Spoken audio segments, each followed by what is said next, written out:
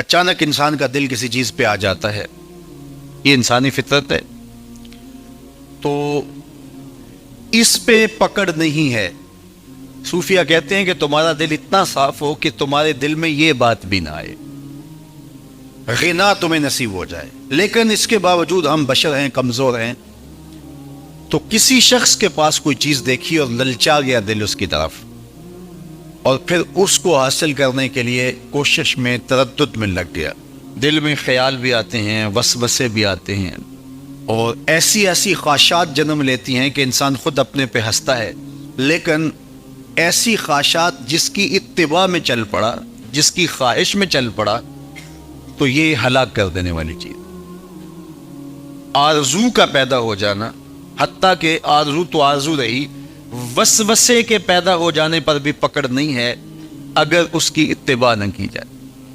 صحابہ نے حضور سے عرض کیا، حضور ہمیں ایسے وسوسے آتے ہیں کہ اگر ہم بیان کر دیں تو قتل کر دیے جائیں۔ اتنا غلیظ خیال باز اوقات انسان کے دل کی تختی پہ آتا ہے، دماغ کی سکرین پہ ابھرتا ہے۔ تو فرمایا کہ تم کیا کرتے ہو؟ تو انہوں نے کہا کہ ہم اس کو جھٹکنے کی کوشش کرتے ہیں، جب اس طرح کا کوئی خیال آتا ہے تو بندہ اس کو جھٹکتا ہے، دور کرتا ہے، اور بندہ خوف زدہ ہوتا ہے اور اللہ کی پناہ میں آتا ہے، اور اس کی ایک حالت ہوتی ہے۔ تو اس حالت کا انہوں نے ذکر کیا کہ ہم تو پھر یہ کرتے ہیں، تو فرمایا کہ ذالک صریح الایمان، یہ تمہارے واضح ایمان کی علامت ہے کہ اس وسوسے کے بعد جو تمہاری طبیعت میں بے چینی اور بیزاری پیدا ہوئی، اور اس کو دھکیلنے کے لیے، اس کو خیال سے ہٹانے کے لیے، اس کو تصورات سے دور کرنے کے لیے جو تم نے کوشش کی، یہ تمہارا ایمان تھا جو کھڑا ہوا، اور تم اس سے بچنے کی کوشش کرتے ہو، تو یہ تمہارے ایمان کی علامت ہے۔ تو خالی وسوسہ اگر کتنا ہی غلیظ کیوں نہ ہو، اگر اس وسوسے کو خیال کا حصہ بنا کے اس سوچ کو لذت کا سبب نہ بنا لیا جائے، حتیٰ کہ غیر محرم کے اوپر آپ کی نظر پڑ گئی، تو فرمایا النظرۃ الاولی لک والثانیۃ علیک، جو پہلی نظر تجھے حاصل ہوئی تو وہ تیرے لیے ہے، لیکن اگر تو نے نظر کا تتبع کیا اور پھر تیری نظر نے دوبارہ پیچھا کیا تو وہ تیرے اوپر وبال بن جائے گی۔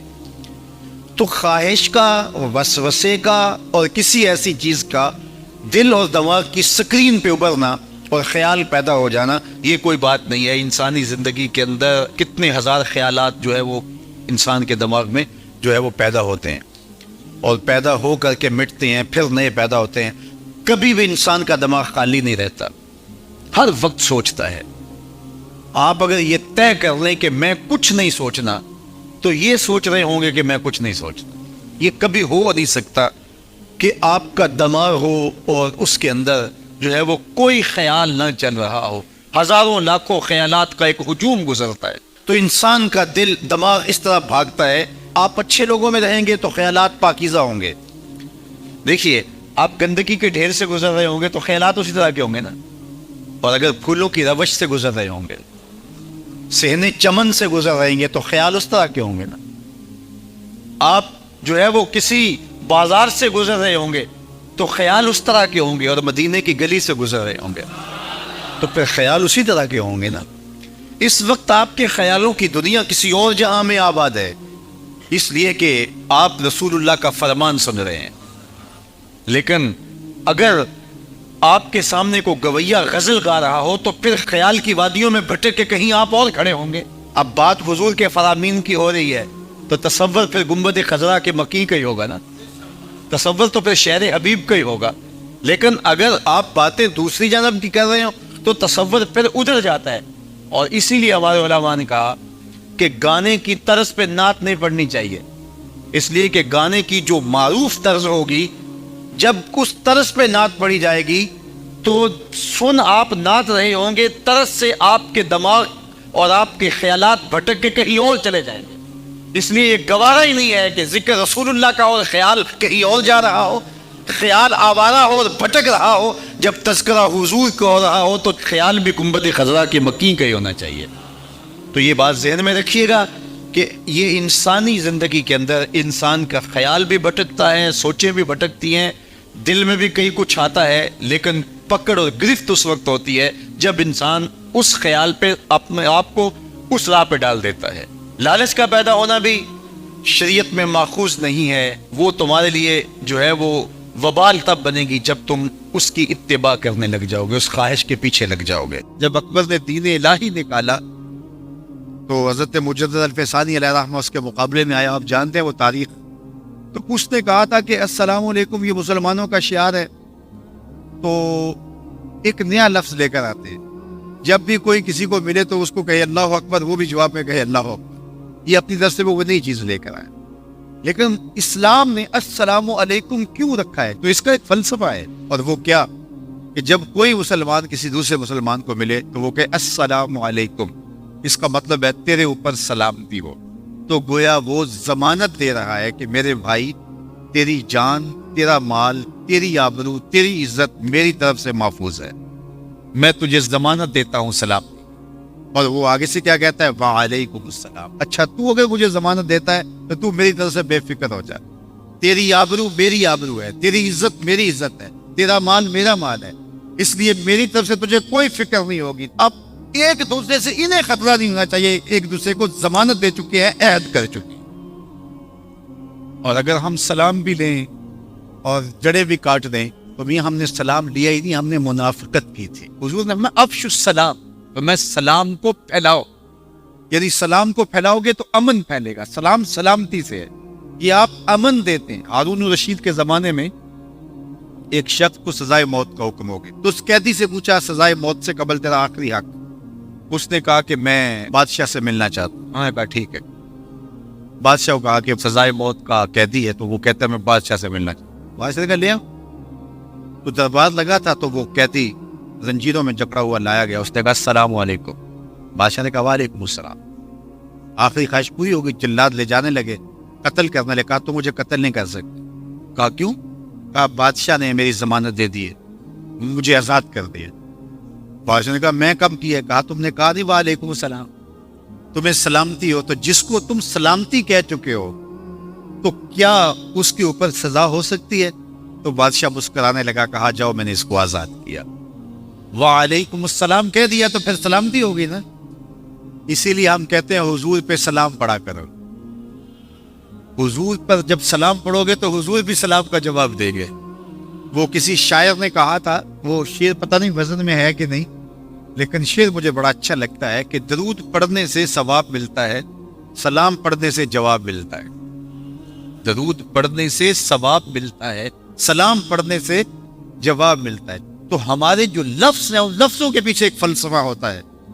تو فرمایا المسلم من سلم المسلمون من لسانہ و یدہ، اور یہ ہم نے اپنی اولاد کو بچپن سے سکھانا ہے۔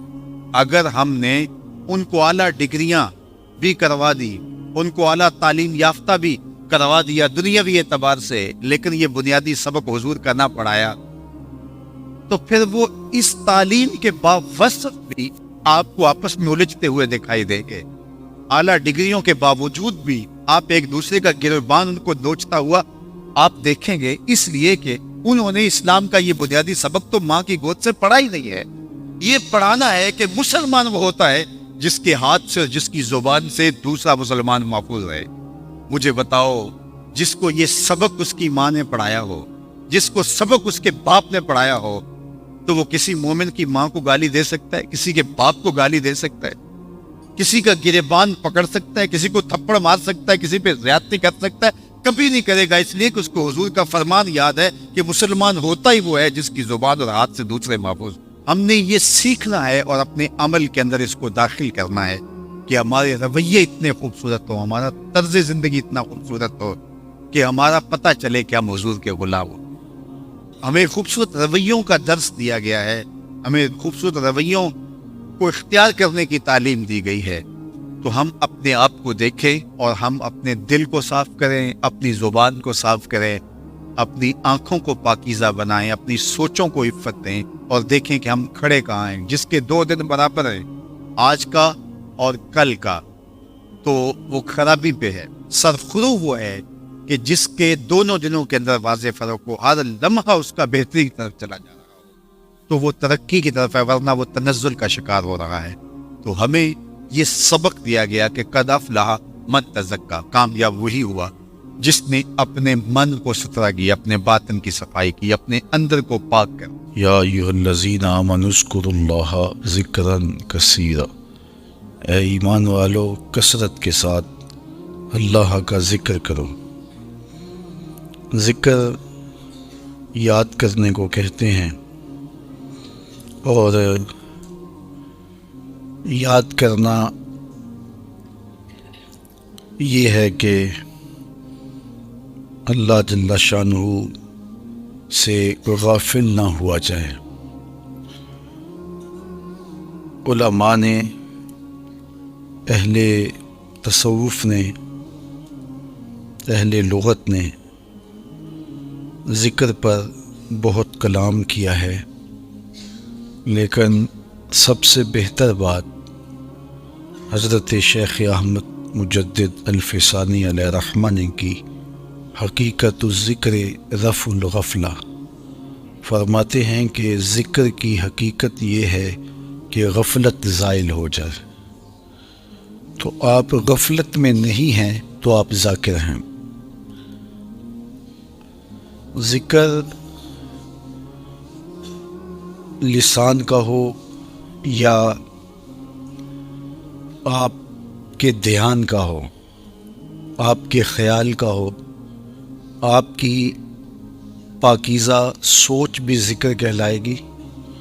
کسی دکھی کی مدد کرنے میں آپ مصروف ہوں گے تو وہ بھی کیفیت ذکر ہوگی۔ قرآن مجید کی تلاوت بھی ایک ذکر ہے۔ تو آپ جب غفلت میں نہیں ہوں گے تو پھر آپ گفتگو کر رہے ہیں تو تب بھی ذاکر ہیں، خاموش ہیں تو تب بھی ذاکر ہیں، خیال اور وہم کی سوچیں پاکیزہ فکر کی طواف میں ہیں تو پھر بھی ذکر ہے۔ آپ اللہ کی قدرت کو، اس کے عجائب کو دیکھ رہے ہیں تو پھر بھی ذکر ہے۔ آپ کی سوچیں، آپ کے وہم، آپ کے خیالات سب کچھ ذکر کے زمرے میں آئیں گے جب رفع غفلت ہو جائے گی۔ تو غفلت نہ ہو تو کیفیت ذکر ہے، اور غفلت ہو تو زبان ذاکر بھی ہو، بول رہی ہو تو وہ ذکر نہیں ہے۔ دل آپ کا اللہ کی یاد سے غافل ہے اور زبان سے اللہ اللہ بھی کر رہے ہیں تو ذاکر نہیں ہوں گے۔ جس طرح کہ فرمایا گیا کہ کھیلتے ہوئے دل کی دعا اللہ قبول نہیں کرتا۔ کھیلتا ہوا دل کیا ہے؟ کہ آپ کی زبان دعا مانگ رہی ہو اور دل کہیں اور گیا ہو، دل میں کوئی اور خیال چل رہے ہوں، دل کی تمنائیں اور دل کی تڑپ کچھ اور ہو، اور آپ روٹین سے جھوم بھی رہے ہیں، اللہ اللہ بھی کر رہے ہیں اور دعا بھی مانگ رہے ہیں، دعا چل رہی ہے، آپ بولتے جا رہے ہیں، لیکن دل آپ کا کہیں اور کھیل رہا ہے، سوچیں کہیں اور ہیں۔ تو اس کو کہتے ہیں قلب لاہن، کھیلنے والا دل۔ تو کھیلنے والے دل کی دعا اللہ قبول نہیں کرتا، وہ اس شخص کی دعا قبول کرتا ہے جس کی زبان بھی بولتی ہے تو ساتھ دل بھی بولتا ہے، دل بھی ان لفظوں کے پیچھے کھڑا ہے، اور پاکیزہ فکری اور قلب سے غفلت کا اٹھ جانا، یہ وہ حقیقت کا نور ہے جو اللہ اہل ایمان کو دیتا ہے۔ آپ کو کیسے پتہ چلے گا کہ میرے دل میں نور پیدا ہو رہا ہے؟ تو اس کا طریقہ یہ ہے کہ آپ کے دل میں نیکی کے لیے رغبت پیدا ہونا شروع ہو جائے گی، اور گناہ سے نفرت پیدا ہونا شروع ہو جائے گی۔ ہم گناہ سے رکتے تو ہیں، لیکن ایک کھچاؤ ضرور ہوتا ہے گناہ کی طرف۔ برائی میں جو دنیاوی کشش ہے اس کی وجہ سے بندہ اللہ سے ڈر کے رک تو جاتا ہے، لیکن پھر بھی اندر ایک طلب اس کی باقی رہتی ہے۔ اس طرح نیکی کرتا تو ہے بندہ، لیکن بعض کا اپنے آپ کو کھینچ کے لے جا رہا ہوتا ہے۔ لیکن جب اس ذکر کی کثرت کریں گے تو اس کا نتیجہ یہ ہوگا کہ نیکی کی طرف فطری رغبت پیدا ہو جائے گی اور گناہ سے نفرت ہونا شروع ہو جائے گی۔ پھر آپ کے سامنے جب گناہ آئے گا تو اس کو آپ ویسے ترک کر دیں گے سہولت کے ساتھ، مشکل نہیں لگے گا۔ اس لیے ذکر کی برکتیں اس سے نصیب ہوگی، اور یہ دل نور پاتا ہے ان اذکار سے۔ تو اس لیے ہمارے جو مشائخ ہیں وہ ذکر کی تعلیم اور ترغیب اسی لیے ہمیں دیتے ہیں۔ حضرت معاذ بن جبل رضی اللہ تعالیٰ عنہ فرماتے ہیں حضور نے ہم سے 10 باتوں کا عہد لیا۔ پہلی وہی چیز کہ اللہ کے ساتھ کسی کو شریک نہ ٹھہرانا، اگرچہ تجھے جلا دیا جائے اور تجھے قتل کر دیا جائے۔ دوسری وصیت یہ کی کہ اپنے والدین کی کبھی نافرمانی نہ کر، اگرچہ تجھے تیرے گھر سے نکال دے، تیرے اہل سے نکال دے، بچوں سے دور کر دے، لیکن پھر بھی ان کی نافرمانی نہیں کرنی، کیونکہ والدین کی نافرمانی کرنے والا دنیا پہ بھی رسوا ہوتا ہے، آخرت میں بھی رسوا ہوتا ہے۔ امام غزالی نے لکھا ہے کہ ایک جرم ایسا ہے کہ جس کی سزا آخرت میں تو ہے ہی ہے، دنیا میں بھی ضرور ملتی ہے، وہ والدین کی بے ادبی ہے، اور ایک نیکی ایسی ہے جس کی جزا آخرت میں تو ہے ہی ہے، دنیا میں بھی ضرور اس کا صلہ ملتا ہے، اور وہ والدین کا ادب ہے۔ اس شخص پہ نشان لگا لیں جو والدین کا بے ادب ہے، آپ اس کو ذلیل و رسوا ہوتا ضرور دیکھیں گے، اور اس شخص پہ بھی نشان لگا لیں جو والدین کا مؤدب ہے، فرما بردار ہے، اس کی پگڑی کا کنس کبھی نیچا ہوتا نہیں دیکھیں گے آپ۔ تو والدین کے ساتھ اس نے سلوک کرنے کی تلقین کی گئی۔ اور حضور نے تیسری وصیت یہ کی کہ فرض نماز جان بوجھ کے ترک نہ کرنا، جس نے جان بوجھ کے فرض نماز ترک کی اللہ اس سے اپنا ذمہ اٹھا لیتا ہے۔ اللہ کا ایک ذمہ ہوتا ہے جو بندوں کا اس نے لیا ہوتا ہے اپنے محض کرم سے، تو پھر وہ ذمہ اٹھا لیتا ہے۔ پھر وہ دیکھیے اللہ ذمہ اٹھا لے تو پھر وہ سوائے ذلیل ہونے کے اور کیا اس کا مقصود ہوگا، تو ذلت ہی ذلت اس کا مقدر ہوگا۔ اللہ اکبر۔ آج ہم کہتے ہیں پوری دنیا کے اوپر کہ مسلمان کیوں ذلیل اور کیوں رسوا ہو رہے ہیں، 5-7% مسلمان جو ہے وہ نمازی ہیں، تو پھر جب یہ حالات ہوں گے تو پھر اللہ اپنا ذمہ اٹھا لے گا۔ جب وہ اپنا ذمہ اٹھا لے گا تو پھر ہمیں جو مرضی توڑے، جو مرضی مارے، پھر اس کا ذمہ اٹھ گیا تو وہ ذمہ ہم سے اٹھا لیتا ہے اگر ہم اس کے حضور سجدہ ریزیاں نہیں کرتے۔ اور یہ بھی حضور نے وصیت کی کہ کبھی شراب نہیں پینی، اس لیے کہ ہر بے حیائی کی جڑ ہے، اور فرمایا معصیت سے، گناہ سے بچنا، اگر کوئی گناہ کرتا ہے تو پھر اللہ تعالیٰ اس سے ناراض ہو جاتا ہے۔ چھٹی بات حضور نے یہ ارشاد فرمائی کہ جب جنگ میں کھڑے ہو تو پھر پیٹھ دکھا کے بھاگنا نہیں ہے، اگرچہ لوگ کٹ کٹ کے گر رہے ہو تو میں صلی اللہ العافیہ، اللہ سے عافیت مانگو، یعنی اللہ سے مانگو عافیت، بیماری نہ مانگو، آزمائش نہ مانگو، مشکل نہ مانگو، لڑائی نہ مانگو، جنگ نہ مانگو، لیکن اگر پڑ جائے تمہارے اوپر تو پھر استقامت دکھاؤ، پھر بھاگنا نہیں ہے، اور یہ کبائر میں سے جنگ سے بھاگ جانا۔ تو فرمایا کہ اگرچہ لوگ کٹ کٹ کے گر رہے ہوں تو جنگ سے بھاگنا نہیں ہے، اور یہ بھی وصیت لی کہ کسی جگہ پہ کوئی بیماری آ جائے اور لوگ موت کا شکار ہو جائیں تو پھر ثابت قدم رہنا ہے، وہاں کو چھوڑ کے بھاگنا نہیں ہے۔ اور 8ویں وصیت حضور نے یہ لی کہ اپنے اہل و عیال پر، اپنے بچوں پر، اپنی بیوی پر اپنی استطاعت کے مطابق کھل کے خرچ کرو، بخل نہ کرو، ان سے ان کی ضروریات کو صحیح پورا کرو۔ اور 9ویں حضور نے یہ وصیت کی کوڑا لٹکا کے رکھو، ان کو ادب سکھانے کے لیے، دین سکھانے کے لیے، اور ان کو اچھائیوں کا خوگر بنانے کے لیے، برائیوں سے بچانے کے لیے باپ گھر کے اندر جو ہے وہ کوڑا لٹکا کے رکھے، چھڑی لٹکا کے رکھے۔